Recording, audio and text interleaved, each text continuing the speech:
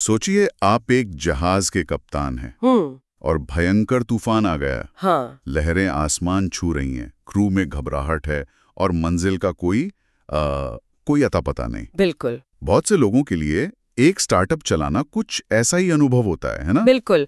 और इसी मुश्किल हालात के बीच सिलिकॉन वैली के जाने माने लीडर हैं बेन हॉरोविट्ज। हाँ, हॉरोविट्ज। उनका मानना है कि आपका मैनेजमेंट स्किल ही तय करता है कि कंपनी टिकेगी या डूब जाएगी। अच्छा।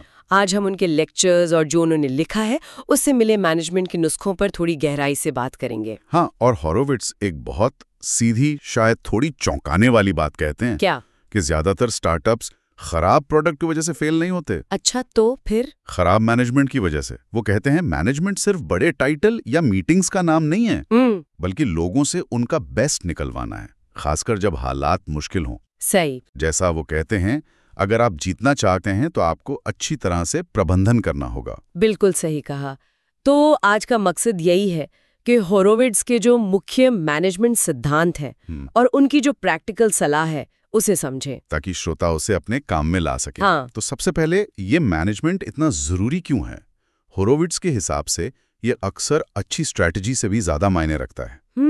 ये इंटरेस्टिंग है, स्ट्रैटेजी से भी ज्यादा। हाँ, क्योंकि दुनिया की सबसे अच्छी स्ट्रैटेजी भी बेकार है अगर टीम उसे ठीक से लागू ही ना कर पाए। और ये लागू करवाना, हाँ, ये मैनेजमेंट का काम है। एग्जैक्टली। अच्छा, और इसी मैनेजमेंट का एक बहुत अहम हिस्सा है फीडबैक देना। ओह हाँ, फीडबैक, मुश्किल काम। बिल्कुल। हॉरोविट्ज से मैनेजर के सबसे, कह सकते हैं, असहज लेकिन सबसे जरूरी कामों में से एक मानते हैं। हाँ, कई मैनेजर्स कतराते हैं इससे। हाँ, मुश्किल बातचीत से बचते हैं, सोचते हैं माहौल बिगड़ेगा। लेकिन हॉरोविट्ज कहते हैं कि जो महान प्रबंधक होते हैं ना, वो सहानुभूति और ईमानदारी से इनका सामना करते हैं। तो उनकी सलाह क्या है इस मुश्किल काम के लिए? मतलब कैसे दें फीडबैक? देखिए, सिर्फ अच्छा काम या ठीक नहीं था जैसी गोलमोल बातें नहीं। बिल्कुल नहीं। अच्छा। हॉरोविट्ज जोर देते हैं स्पेसिफिक बने, साफ साफ बताएं कि क्या अच्छा था या क्या सुधारना है, और समझाएं कि यह क्यों मायने रखता है, मतलब कॉन्टेक्स्ट दें। राइट, उसका असर क्या है? हाँ, और फिर फ्यूचर पर फोकस करें, यानी कि व्यक्ति को सुधार करने में मदद करें, ना कि सिर्फ वो अपनी सफाई देता रहे। ये बहुत जरूरी है, मदद करना, सिर्फ गलती बताना नहीं। बिल्कुल।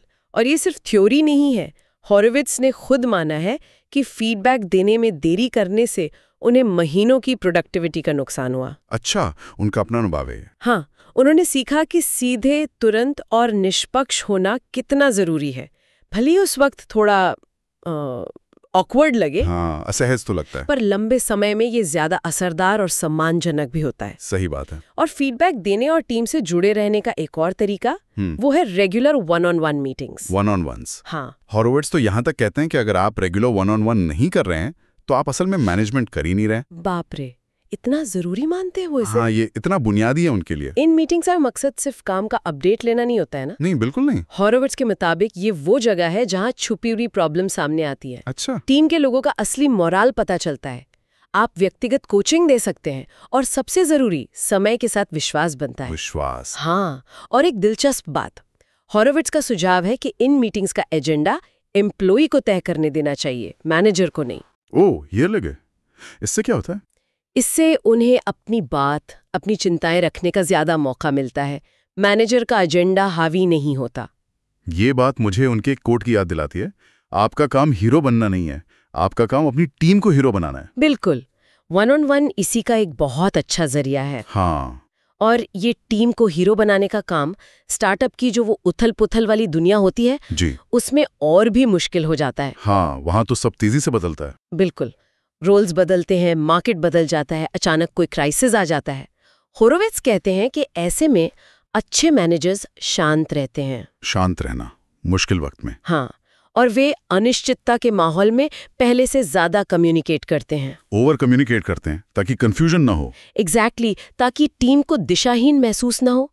और कम रिसोर्सेज के साथ रोज की प्रायोरिटीज तय करते हैं, अभी सबसे जरूरी क्या है, क्या बाद में हो सकता है। तो एक तरह से मैनेजर दुनिया की इस अफरा तफरी और टीम की स्टेबिलिटी के बीच एक शॉक एब्जॉर्बर जैसा हो गया। हाँ, ये बढ़िया तरीका है इसे समझने का। बिल्कुल। वो बाहरी दबावों को झेलते हैं ताकि टीम अपना काम कर सके। लेकिन देखिए, मैनेजमेंट सिर्फ लोगों और प्रोसेस तक ही सीमित नहीं है। अच्छा, और क्या है? हॉरोविट्ज के अनुसार आपके हर फैसले से कंपनी की संस्कृति बनती या बिगड़ती है। संस्कृति, कल्चर, इसको थोड़ा और समझाएंगी? मतलब कैसे? जैसे मान लीजिए, अगर कंपनी में सिर्फ तेजी से काम पूरा करने वालों को ही नाम मिलता है, हाँ, स्पीड पर फोकस, तो धीरे धीरे क्वालिटी पीछे छूट सकती है, भले ही आप दीवारों पर क्वालिटी के नारे लिखते हैं। सही बात है, एक्शन ज्यादा बोलते हैं। बिल्कुल। या अगर किसी टॉप परफॉर्मर के बुरे बर्ताव को इसलिए नजरअंदाज किया जाता है क्योंकि वो नतीजे ला रहा है, हाँ, ये होता है कई जगह, तो इससे पूरी टीम का भरोसा टूट जाता है।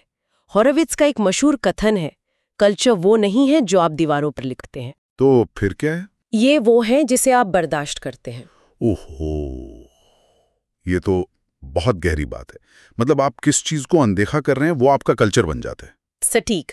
आपके एक्शन, आप किसे प्रमोट करते हैं, किसे निकालते हैं, किस चीज को नजरअंदाज करते हैं, यही असली कल्चर बनाते हैं। तो कुल मिलाकर हॉरोविट्ज का संदेश यही है कि अच्छा मैनेजमेंट कोई ग्लैमरस चीज नहीं है, चमक दमक वाली नहीं।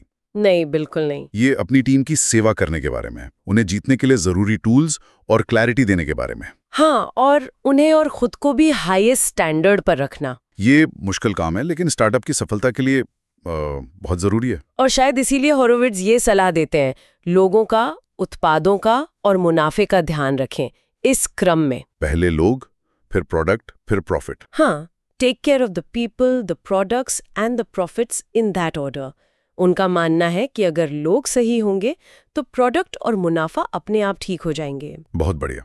चलिए आज की इस बातचीत को एक विचार के साथ खत्म करते हैं श्रोताओं के लिए। जरूर।